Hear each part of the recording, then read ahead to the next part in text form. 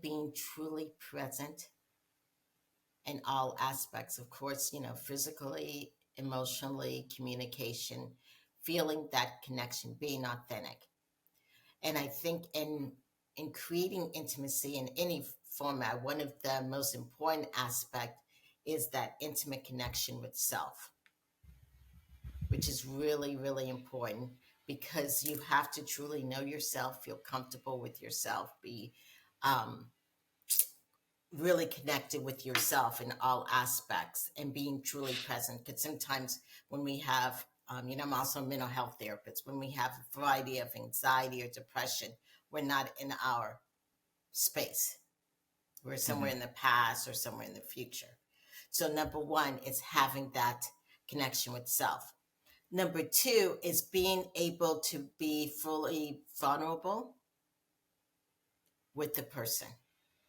But of course, with being vulnerable, you must trust the space that you're in. Okay. And what Yes. is the third one? Trusting the space that you're in. Okay. Wow. Yes. So obviously, for the second one, where you said trusting the person, Yeah, being vulnerable. Yes. being vulnerable, it really is important on how to trust the person that you're with as well. So how do you go on to build that trust, and so that you can reach a point where you are vulnerable with that person? Right, right. And I'm not saying that you need to trust everybody. Please, I do not say that at all. Yeah, Okay. of course not. Yes, because it takes time, Hmm. you know? And one of the things of taking time is also seeing how people relate to other people. Whether if you're in a relationship with someone or you're starting to build a relationship with someone, a romantic or whatever, and let's say you're in their 30s or 40s, that person really doesn't have any close friends or they're not talking to any of their family members, that's a little bit of a red flag there. Mm. You know what I'm saying? Yes, yeah. Or let's say even in the business aspects, that they're because I guess in my business world, I do believe in collaboration. Yeah. And, in business, and I do think you need collaboration for a variety of things. If that person hasn't or that business doesn't collaborate with anything, they're just always, taking this, taking that. I mean, those are red flags. It does take time to That's see true. how, see people and their patterns.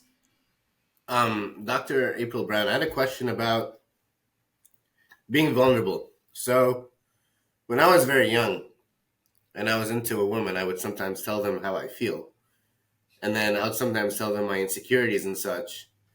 Like they were my therapist, you know? And I guess that was an instant turnoff because it never worked. And my luck with women only turned around the more stoic I became and the more grounded I became. So, what's the difference between a partner and a therapist? What are you supposed to tell your partner versus when do you have to go to a mental health counselor? That's a great question, Allie, because back in the 60s and 40s, whatever, when couples were really strong, they each had their own set of friends. You know, I have my set of friends, they have their set of friends. Nowadays, for some reason, many millennials and other age group thinks that your partner has to be everything. Hmm. Your best friend, your therapist, your priest, your doctor. That's a lot. I don't know if you've been in a relationship and if someone puts all that on you, that's a lot. Your partner Yep. cannot be everything to you because it goes like this. Then when it's like this, guess what? There's no air. And you need air for passion. You need that fire. Yeah. So it's okay to tell your partner, I've had a bad day, yes, and yes, and the partner can support and validate. But the other aspect of when you need a therapist is when you're struggling. Your partner is not their job to calm you down, to take care of your emotional needs and all that. You may need a therapist or whatever. Therapists are great, and I love therapists. Okay, but I know that we're not the win off. That other people may need friends, a priest, a pastor, whatever the case may be. But you may need external support. Yes, when you're dealing with issues and you just can't sleep, you can't eat, It's, interrupting your work life in some aspect. You can't focus. Yes, when it starts to interrupt your work, your personal life in some aspect, and you can't get your duties done, you may need to. And this is one I've heard before. I need some space because I need to work on myself. Is that real or is that fake? That's real. That is real. Yes, yeah, yeah. We are all different types of people. There's some people that need a certain amount of space. I mean, I personally am an introvert, so I need some space. I can't have you around 24/7. But it doesn't mean that I can't be in a marriage where I, love someone and all that. But I do need my individual time, Hmm. sometime in a week. Yes. But don't you think, Hmm. doctor, that some people use that as an excuse to not actually confront the maybe the issues that they're having in a relationship? Of course, yeah. If you're like in a discussion, maybe it even goes into an argument, and you say I need my space, and you don't ever return back to it. Of Hmm. course, that's like sweeping it underneath the carpet. Yeah, So, I teach couples how to do what we call timeouts. yeah. When you, but the timeouts are like they do in football and basketball. They have a certain time limit. Yeah, it's not just F Red it. card. Yeah, Yeah, exactly. yes, Time but it's out. not just F it and leave the room, and Yeah. never So, come back. how does it work? It's just like they do not in soccer, but in American football. Use a certain time period, whether it's an hour, you go your separate ways, calm Hmm. your butt down. It's not your partner's job. You calm yourself down, then you come back and you talk through things. So who would But be you the have to come referee back. in this situation then? Yes. Exactly. Exactly. Yes. Yeah. That's so funny because it's I've always learned that when you're angry or emotional, maybe you should step back and wait to calm down before you talk to someone, whether it's a friend or a boss or just anybody. You know, you, Right. you don't want to Right. speak when you're so emotional. But Hmm. but in that moment, how can you be like, yeah, time out, red card, Yes. we need to take a break? Yes. What But is that? What I literally should say?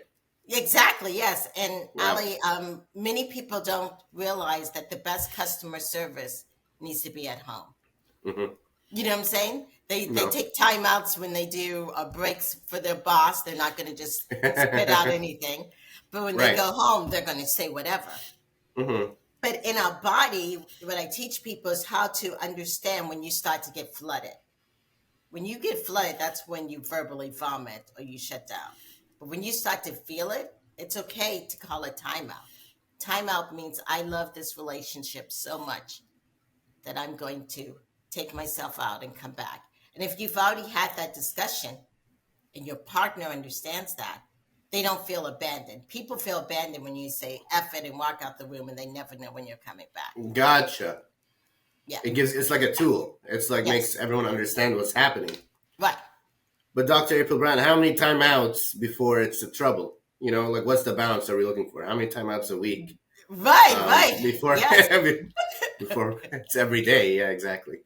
Yeah, if you're in a relationship and the person cannot calm themselves or talk about the issue at hand, versus bringing in all the stuff from the past and whatever, then you guys may really need to get some help, or sometimes it may not be best for you two to be together sometimes. I see. Wow. So I'm curious, Dr. April Brown, you've met a lot of relationships, a lot of different kinds of people. What's the best way to find a romantic partner in 2023? Is it one of the apps? Is it going to, I don't know, school? I don't know. What's the best way to Okay. for a young dude like me and Saeed, for example, and our bros out there in the universe, and sisters, and everyone out there in the universe, to Okay. find someone? All right. So you two seem to be very energetic and you know what you want in your professional life. Do you guys have like business goals? Yeah, Either you one could of say you? that. I mean, Of Okay. course. we're Of Yeah. currently course. working on building our own brand as well through the Okay, podcast. awesome, awesome. Hmm. Have you done that for your relationship? Have you created a list, kind of like it's called the law of attraction? What you put out in the atmosphere, you get back. So, like people create these vision boards. Hmm. I know you've heard of vision boards. You know what Yeah. you Hmm. want. have you created one of what you want in a relationship? And is that located on your phone? So Wow. when you remember, when you go into the grocery store, or I mean, for most of us, and you don't have a list, and you're hungry, guess what you pick up? Junk. Junk. Mm-hmm. But if you have a list, and no matter how beautiful that woman, that man is, you know what I'm saying? But if you have a list and you run across someone, now let's say they're just shh, but maybe, I don't know, they're smoking and you don't want to smoke her, or whatever the case may be. So number one is to have a list of what you want. Number two is to have a list of what you bring to the table. I mean, do you know how wonderful you guys are? Do you know that? Yeah. Maybe I have a faint Yeah. idea. Thanks, Dr. April. You guys are amazing. Yeah. You have to remember, people treat you the way you treat yourself. Mm-hmm. Yeah. So if you're like, oh my gosh, I love myself. I am pretty good. Yes. So that's number two. Okay. And you don't settle. You understand that, right? Number Mm-hmm. three is that you need to live your life as if you have someone already there. So don't wait to go to the movies until I get someone. Go to the movies by yourself. You know what I'm saying? Go do things. Go out with friends. Yeah. So that, because it's also the law of inertia.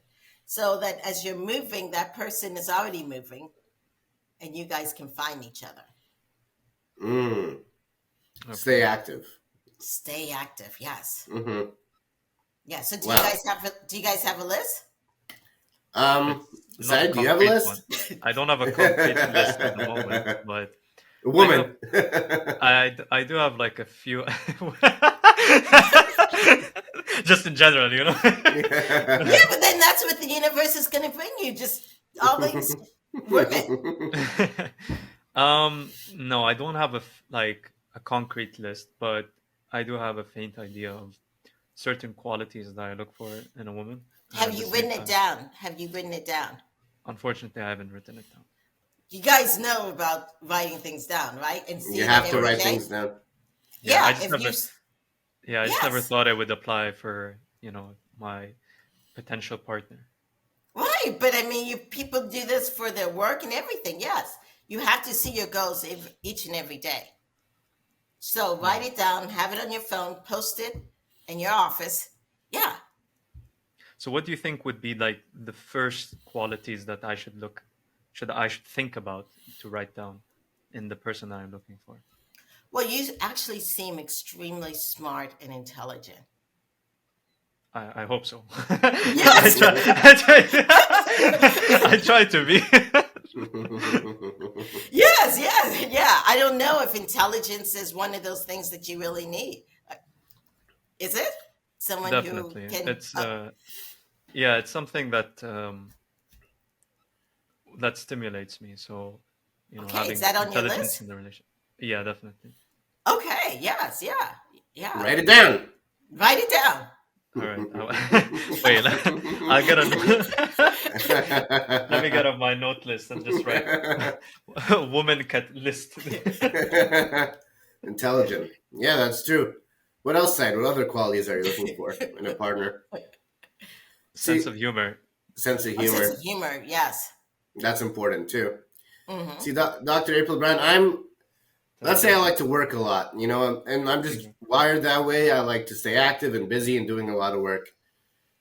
And so in a relationship, am I looking for someone to help like wind me down and enjoy my free time with, or am I looking for someone to also be busy with me so we can be busy together? See, that's one of the things I've been thinking about. How do I manage the balance? Right, right. Have you tried both to see whether it works, or for you? Have you? Oh, I don't know, actually. That's a good idea. Maybe test and try. I love that Because, idea. yeah. Well, number one, if you guys are entrepreneurs, it does Mhm. make a difference. Having someone who is an entrepreneur also versus someone who's 9 to 5 and they don't Mhm. understand. Oh my gosh, why do you have to answer the phone after 5 o'clock? I mean, that's yeah. But then, like you said, you don't want someone who's also a workaholic and you're working all the time and you guys never have time for each other. Yeah. Mm. Yeah. And then I don't know, you two are very young men. I don't know if you want someone, if you want children, that's a whole nother layer of the amount of space and time. What does Yes. that mean? What do you mean by that?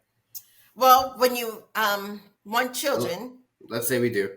yeah, I let's say do. you want children. Yes, hmm yes. Then you have to have time for them. mm Yeah.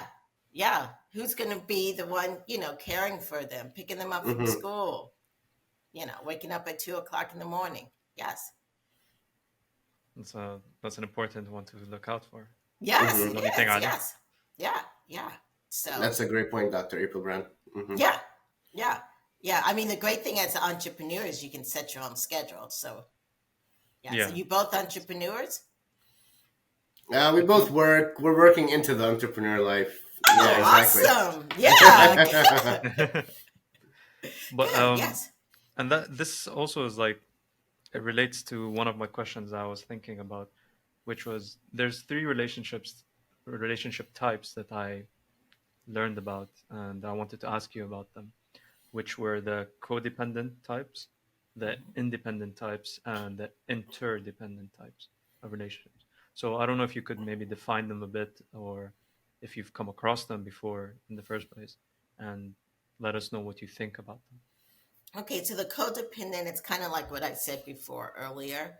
That's when you depend on your partner for Hmm. everything.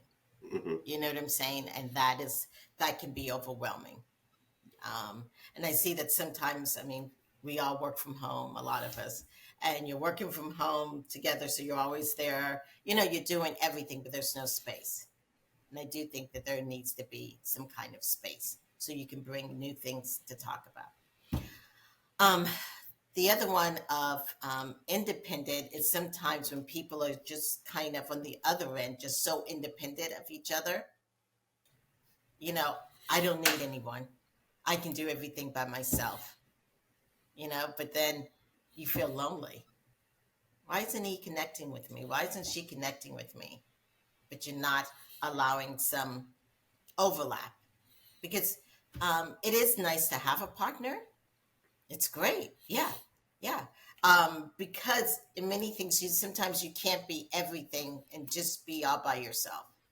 Have someone to lean on, to have someone to do fun things at night, to have someone to have dinner, to have someone to just share responsibilities. And that interdependent is you're able to have that space.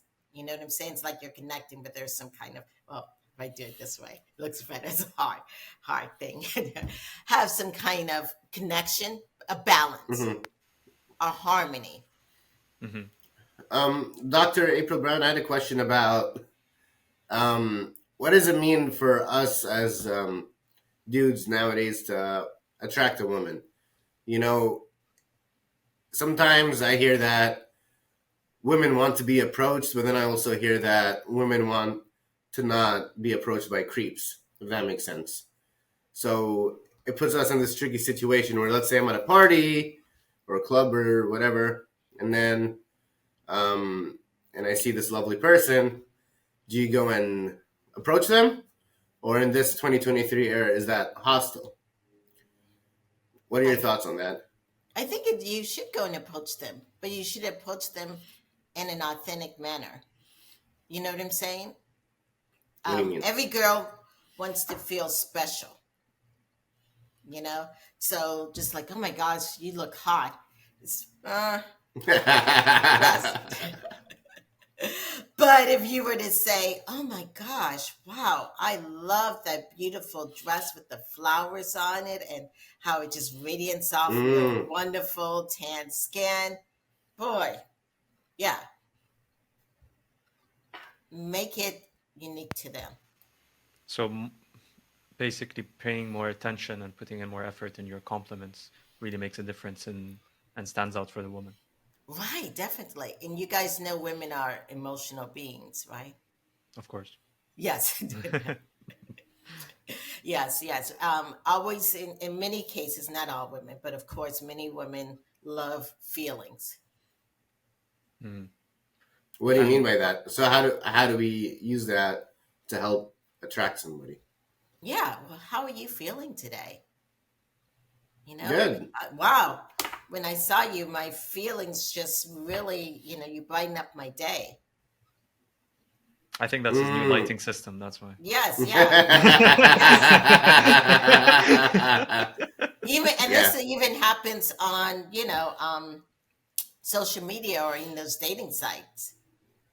Yeah. Yes, yeah, yeah. I So mean, I got caught by him telling me I was a bright soul. I mean, he had me just saying those two words. That's Hmm. I see. it. It's tricky, doctor, because I'm the more I'm learning about life and philosophy, the more I learn that emotions are something you can control and that they're a bit separate. And I'm learning a lot about stoicism and being calm and not letting your emotions, let's say, take over your actions, right? But it seems like we're in this weird dynamic, right? Where we have someone emotional, someone not emotional. What's the best way to get to understand each other or to build like this bridge where, you know, because I've heard sometimes people say that, oh, this is a big deal. Why is this not a big deal for you right now? Stuff like that. Mhm. And I'm very like calm in most situations. So how do I know when something really does deserve the emotional, um, you know, attention? Okay. If And that in makes some sense. Yeah. aspects, in many aspects, I do think the man needs to be like a flagpole Hmm. in What do you mean? most heterosexual relationships. I mean, at Hmm. that. But the flagpole where you guys affirm. As women, we have emotions. We're that beautiful flag that goes up and down. Yes. Yes. So as a man, it's validating. Yeah. And it's like, oh, honey, I hear you're very upset, or I can feel the uneasiness, your anxiety. What can I do to help? mhm. Yeah. Instead of trying to go jump in and fix it, just ask, what can I do to Oh. help? And what if your partner is not being very, let's say they're not good at communication. So maybe maybe the man is, saying these things, but then their partner is not responding in the way that they should. Right, right, which is hard. Sometimes people, sometimes it's giving them the time and space. Hmm. What also couples have learned to do is maybe even every week or every so often they have check-ins. Hmm. That we're just gonna check in once a week, and we're gonna talk about our feelings. How do we feel it's going toward? Another great tool, when someone has a hard time talking about their feelings, is to many people understand the field that they work in, Yeah. whether they're a mechanic or whatever. Talk about feelings in the field that they work in. Use it as a symbol. So maybe You using understand what I'm saying? analogies. Yeah, analogies. Yes. Yeah. Mm. Okay. Yeah, that sounds useful actually, because Yeah. Can you're putting it in a way that they can understand it Can Yeah. you give us an Talking based on in their their example? language. experiences. Yeah, an example would be. An example, I mean, just because I said the word mechanic, are you revving up today, or is Mm. it the engine very ease? You know what I'm saying? Yeah. Hmm. Are you a Ford or a Corvette today? I like that. Yes. Uh I think I'm a Prius at the moment. huh. Eco-friendly. It keeps it um, playful too that way. Oh, yeah. yes. Yeah. Yeah. And since we're talking about playful, one of the things that I do love talking about, and I just got to get in, is intimacy in the sense of the sexual intimacy, if Yeah. that's okay. Of Yeah, Yes. course. please. Yes. Yes. I do think it needs to be playful. Hmm. Yes. Can you expand on that a bit? Sometimes we put so much pressure, like it's a pressure cooker. We're so focused on the orgasms and all this other Mm. big things that happen. Yes. What if you just look at it as a playground? Hmm. You're just going Hmm. there and you're playing. You're Okay. playing with her body, he's playing with your body. and just play. And when you play, I don't know if you guys remember when you were young boys and you played, you were totally just focused in the moment. You Yeah. weren't And worried tickling about, tickling each other too. yeah, you weren't worried about the outcome. Hmm. You know what I'm saying? You weren't worried about what I was looking like, what you were looking like, what's she thinking, what I'm thinking. There was not a performance. Yeah, that's true. Yeah. Just being And silly.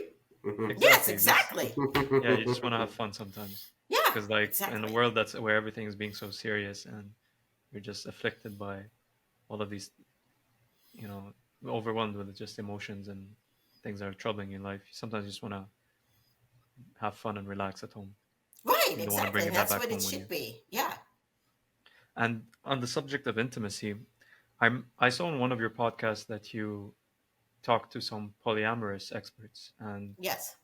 this is a topic that I wanted to go into because I wanted to understand it a bit more. I don't really understand how intimacy works within a polyamorous group, and at the same time, I want to know how can it stay sustainable or consistent when it includes multiple individuals. So maybe you Okay. could elaborate a bit about that and educate us about it. Yes. So polyamorous, in those relationships, number one, communication is key. Yeah. You have to communicate. Okay. Yes. And in polyamorous relationship, what that means is that you not just have one person for certain aspects of a relationship. There may be multiple people, but we all know what our roles are. You know what I'm saying? Like maybe my role is just for the emotional support of partner Hmm. A. Okay. You know what I'm saying? This other person, maybe it's for the physical of partner A. And so we stick within our roles. That's why Okay. that's why it's got to be very, you got to communicate. So basically, in a polyamorous in a relationship, not every relationship between two people they're gonna fit all the roles that are usually in a heterosexual Right, relationship. Mm. exactly. Exactly. Yeah. So Yeah, it's yeah. division of labor in a sense. Division of labor, exactly. This is the analogy that came in my head to be.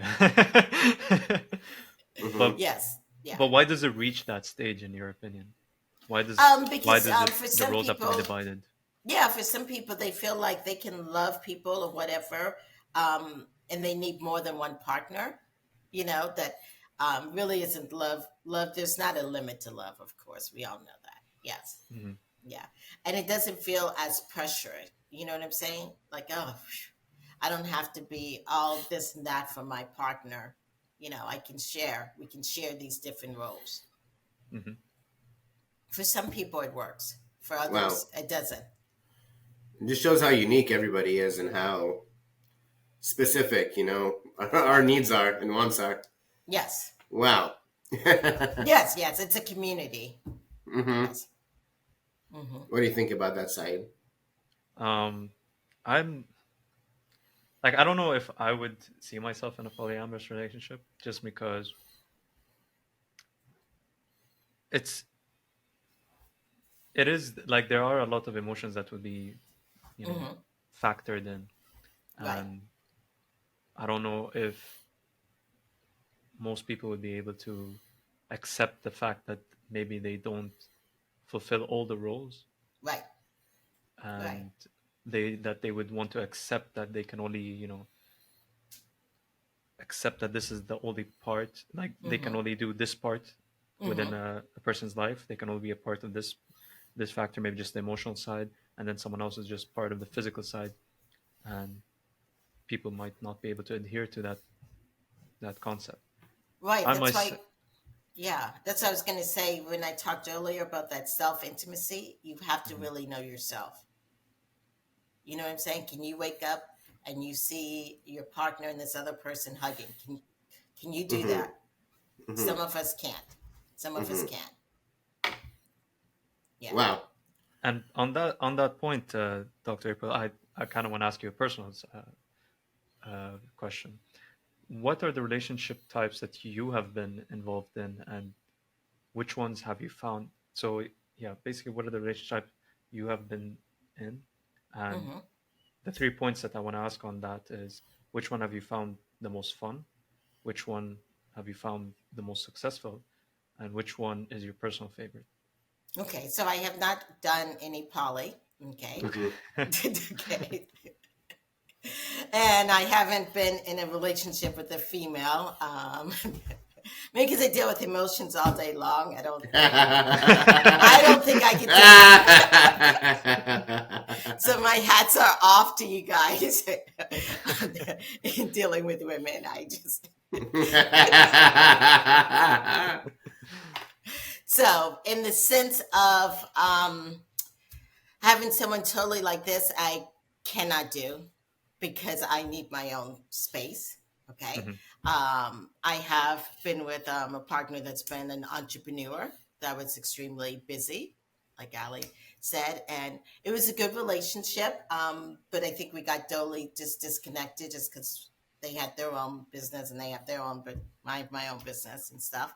And so now I'm with a partner that has their, works basically 9 to 5 and is much more, how can I put it? Not as business focused as I am, which is good. Hmm. Mhm. So it slows me down. You know what I'm saying? So for me to keep my boundaries in that aspect. Wow, Yes. it's a balance, a happy Yes, it's a balance. balance. Wow, for me in the on the poly situation, I find it interesting because I feel like when you're meeting a partner, as it goes along further, you're eventually going to meet their family, and I feel like it's a strange situation when you have many different families getting involved, and will the families accept? It just complicates things even further. That's a lot of in-laws. Mm. Yeah, on that situation, like um, yeah, how do you introduce a partner to your family? What's the best way to do it? Right. Hmm. I think it's best to do one at a time Hmm. instead of just bringing everybody together. You know what I'm saying? Meet every Gotcha. family member. Yes. You Yeah. could have one See. large Thanksgiving dinner and just like have everyone on the Yeah. Yeah. table. Yes. And in a heterosexual relationship where there's one, yeah, what's the best way to introduce your partner to your family, for example, to I make it think, smooth?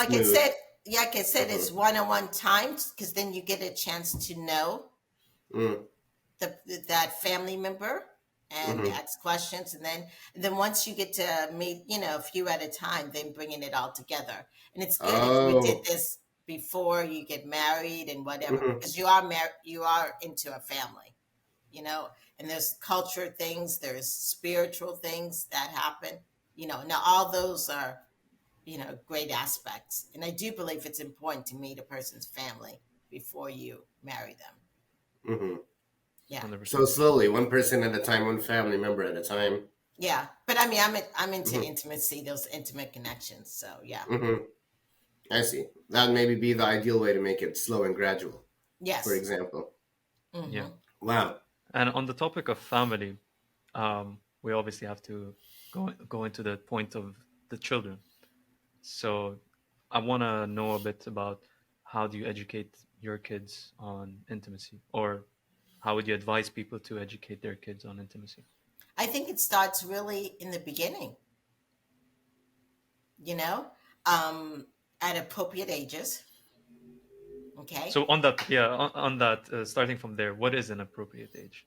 An appropriate age is to, of course, when they're getting, 3, 4, 5, teaching them about their body parts. Okay. you know it's really important. I think we do sometimes a little bit better job on teaching men about their body parts and stuff, but for females many times we're taught not to look, touch anything about our body parts, so men know their body parts, and they're, in fact, they know them so well they name them, and if it was in a lineup they could pick them out. Okay. I think they know Fem- their body parts so well that they even name the female body parts for the females. exactly, exactly. But females don't know. Some of them have not even looked at their body parts, truly looked at it. you know? Yeah. And so then they get in these relationships and in these marriages, and they're like, my partner is supposed to know how to please me when they don't even know how to please them, you Wow. know? Yeah. Hmm. Yeah. So it's good to start talking to your young adolescents, your teenagers about their body parts and being appreciative of them, you know, that they're not dirty or whatever. So that's really important. That self intimacy is critical because we only have one body Yeah. and we need to love it and appreciate it for it to work with us. Does that make Hmm. sense? No, 100%. Because this also is an important point, which you mentioned earlier about knowing yourself. And obviously, when you also now were mentioning about expectations, and people usually have these certain expectations when entering a relationship, Right. and if the person does not, you know, maybe satisfy these expectations, they just give up and say it's like, okay, I don't want to deal with this person, or Right. they're not worth it. Instead of maybe giving them the chance and like assisting them in fulfilling these expectations. Exactly. I work with a lot of couples of females who say to me, you know, my partner isn't pleasing me. Yeah. And then I ask them, well, do you know how to please yourself? No. Okay. How is this partner supposed to know your body? Yeah, when you don't even know your body. Yeah. That's true. And Yes. Hmm. going a bit off, going a bit off point on this part, but I want to know a bit more about your opinion for people who work in the OnlyFans industry. So they have different level of expectations when it comes to intimacy. So I wanted to see your perspective as an intimacy expert. How And what industry? I'm sorry, I didn't hear the first part of the question. the OnlyFans industry. So Okay. people who, or maybe pornography in Right, general. right, right. How are these people, you know, committing to a certain level of intimacy? How do they keep up a relationship? How do they stay consistent or stable within their relationships? Okay, so you're talking about the people who actually are acting out the porn. Hmm. Exactly. Yeah, yeah, yeah. They're acting out. That's a job. Okay. Yes, yes. It's a job, and Hmm. many times porn, of course, is staged and all that kind of stuff. Yes, and so they realize it's a job and they're acting it out. Doesn't mean that when they're in their own bedroom, that's what they're doing. Okay, not Hmm. everyone who acts out in porn is a addict of sex or whatever. Hmm. You know what I'm saying? They're just acting it out. Okay. Doesn't mean that they're really connecting.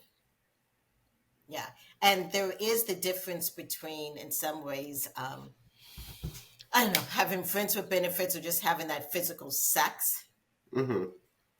versus actually making love to someone. You know, there's sometimes that people actually have sex, but there's no intimacy, like there's no kissing. It's just Yeah. really kind of a release versus that intimate looking in your person's eyes, kissing, hugging, talking, communicating, being creative. Yeah, Okay. yeah. So it's it's all a performance. It's an act. So, It's like yes. how actors, act on Hmm. screen, just like they kiss and then, but Right, right. there's But no it's connection hard. there. But it's hard if you're their partner, you know. I've met men, not necessarily the women have been porn people, but the women have been strippers or whatever, you Hmm. Yeah. know. And all, yeah, I met this wonderful stripper, yada yada yada. They're going to give up their business, whatever. And then when she goes to work, you get all jealous, even though that's how you Hmm. matter. Yeah, yeah. So not everyone can do that. You got to know yourself.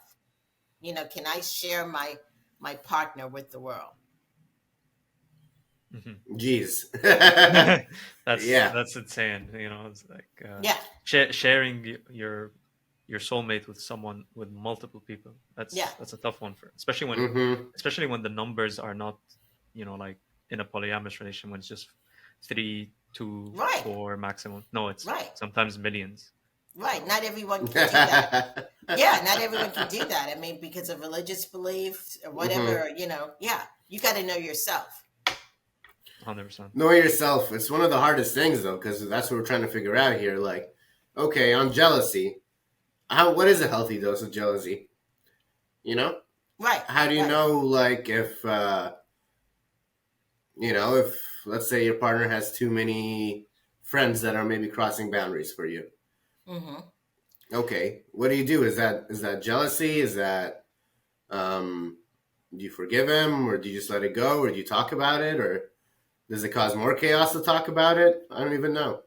Right. From a traditional person or whatever, what they really want is for their partner to have their eyes on them. Like if Hmm. there are 50 million, like what I really want, even if there are 50 million women, his eyes are on me. That's how it should be. I cannot stop all these women. Yeah, but sometimes, and I see it a lot lately in the sense of the social media, that couples get Hmm. into these big arguments of, oh my gosh, you have all these followers, this person, this, that. Yes, you got to Hmm. have to be secure on yourself. Yeah. And if a person wants to cheat, they're going to cheat. You cannot stop another person from cheating, you know? And it's good if you could have a relationship where if you see someone, if I see a guy, I can say, oh, that guy is cute or whatever, that guy's a nice abs or whatever. It doesn't mean my partner's going to get all that upset. Hmm. But not everybody has that. You've got to figure out what those boundaries are. Some partners can't do that. Some people say in their relationship they can't even have social media. So if you feel like you're okay being in a relationship where your partner doesn't want you to have social media, then that's fine. But if you feel like you can't, and if you're an entrepreneur, technically you really can't be in that type of You relationship. definitely need social media as an You entrepreneur. need social media. Yeah, That yeah, whether that by relationship, yeah, whether it's by not going to work choice or out. not, you need it. Yeah, that relationship may not work out for you. Yeah, yeah, but Yeah, that's hundred why. So percent. you got to really know yourself. Mm-hmm. It's so tricky because I'm trying to know myself, but I'm also trying to know this person. But then I'm also trying to know the boundaries between me and this person, and what roles we want and what I want for our futures. It's a lot to figure out. It's not easy. How Yeah, do I, how do I figure it out? we figuring it out when you're with that person and you're working toward those things. If you start always feeling very anxious and fearful, Mm, Mm-hmm. it's a big red flag that maybe this isn't something for you. You know what I'm saying? If you're mm-hmm. having to, um, we all have certain values, and if you negotiate your values down, it's not going to work out for you. Okay. Yeah. Yeah. If something is of value to you, do not let it go, because then what happens is you lose yourself. Mm, Mm-hmm. And You know what I mean? Yeah. yeah, of course. And I think an important value that I value is commitment. Mm-hmm. And so I wanted to, and on the topic of commitment, do you believe that people who indulge in recreational sex have maybe a certain fear of commitment? Or from your experience, would you say that is true? For some people, um, maybe, but for others, that's how they're okay. We all have different value system. Yeah. You know what I'm saying? So, um, for some people, just having sex with other people doesn't mean it goes against any of their values. Mm-hmm. For others, it's like, oh, yeah, that's go against my religious belief, my this and my that. You got to really understand what your values are. Does that make sense? It does. And Yeah. the reason why I asked this question is because you see it a lot nowadays when people in their 20s, Right. they just really they take this as you know something that they have to do, in a Mm-hmm. sense that they have to gain as much experience as they can Right. before they settle down, because they think if they explore, um, instead of actually investing into a Mm-hmm. relationship, that they will find by luck or by chance the right person. Right. And they think that maybe through recreational sex, that's how they can find that person. Right. Right. So for you, If a woman had all these things, but she had slept with 250 people, that's a value that you're like, no, I couldn't do that. You know what I'm saying? Hmm. Yeah, yeah. Don't put your, you know, to like try to make a situation work when in reality you're going to argue about it later on. You know, you're going to be like, did you sleep with this one, this one, this one, this one? Yeah, you couldn't. Yeah. But for others, they may be like, oh, that's fine. Then you've had a lot of experience. I've had a lot of experience, or maybe I've had no experience and you have a lot of experience. I'm just so happy to meet someone who knows much more about, you know, sex than I do. Yeah. How much of the history of the other person should you know? Like, how much of the details should you know when talking about their pasts? Right. I think when it gets really close to you guys, you know, going further, you do need to have that discussion, you know, about how many partners, what was the relationships like, you know? Yeah. I think that it's important Why to is it know. so important? For in my head, it makes me feel a bit like it's the past. You know, I don't need to know about the past. Right. One thing that we haven't really talked about is sometimes understanding how people make decisions. Okay. So knowing about one's past would help in like understanding their decisions. Oh, Yeah, yes, yes, yes. Because how people make decisions really does impact how make people make decisions. Number one, and another thing is how do people deal with when tragedy happens, when So could stressful you? things happen. What do they do? Hmm. You know, are they mm. going out having more sex? Are they drinking? You know, because that can Okay. be drinking can or any type of drugs can be a third party in a relationship. Yeah, what are they doing? Are they you know, not talking to anyone, putting themselves in a little hole? Are they talking to everybody, telling everybody their problems? Yeah, this impacts, you know, in many aspects of a relationship. So is sex a type of coping mechanism, maybe? It can be. It can be. Okay. Some people, when they're very stressed, they have the brakes on. I don't want any sex. I don't want you to touch me. I just want to be Yeah. left alone. Others, oh my gosh, you just need a release. I got so much stuff going on. Yeah, it's the brakes and the accelerator. But what if the coping mechanism is sex, but they don't want to have it with their partner? Mm, yeah. It means they don't That's want to depend tricky. on, yeah, they don't want to depend on their partner. Yeah. Yeah. And poly is totally different than cheating. Okay. Because poly is out in the open. Of course. Yeah. But Yeah. if So, in a heterosexual relationship. yeah. But if you're heterosexual and you go outside your relationship and you sleep with someone because you're stressed, that's cheating. That's an affair. That's a sexual affair. Also, emotional affairs happen too. An emotional affair, just to clear that up, is when you, instead of telling your partner about your emotions, you go to this other person and you tell them Hmm. how your day was, the flat tire, this and that. And then when you get to your home, you just don't tell your partner anything. Those things Oh, lead up to emotional affairs. wow. That is insane. But I have good a to last know. question, Dr. April Brand, about how do you know when you found the one? In Mm. this world, there's so much going on. There's the pornography, there's the Tinder, there's the social media. There's just, I feel like we're inundated with options. So, how do you Yes. know when you met the right person that you want to spend a lot of time with? Okay. One thing that does help, I've talked about all these other forms of intimacy, the emotional and the communication. Um, a spiritual intimacy also helps in that aspect. And spiritual intimacy is hearing that inner spirit inside you, you know? Sometimes you know if you meet the right one in a variety of things. Sometimes you may know right away. You may like be like, wow, this is the last first date I ever want to have. It was so good, you know. Other times it takes maybe 6 months, a year, and you're like thinking back, wow, this person has been with me through all of this, has helped and supported me. You know, I feel trusted. I feel this or that. This person, our values line up. I enjoy being around this person. It doesn't feel like work. I look forward to them. In fact, you know, yeah, So Wow. it's multiple factors. But yes. sometimes I think it's actually a combination of both. Mm-hmm. Maybe it can be the first experience is just great chemistry, but it also has to be mutual, and then Right. it has to be consistent as well, Yes. because you can have like a great first date and then it just falters after that, Right.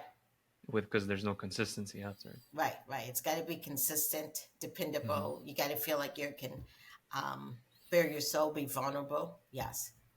And the consistency part, you can miss out on it if there isn't much of a connection from the beginning. So Mm-hmm. people might miss out on that opportunity, Mm-hmm. but maybe it wasn't meant to be as well in the first place. Right. And also, it takes time, guys. Relationships take time. Very true.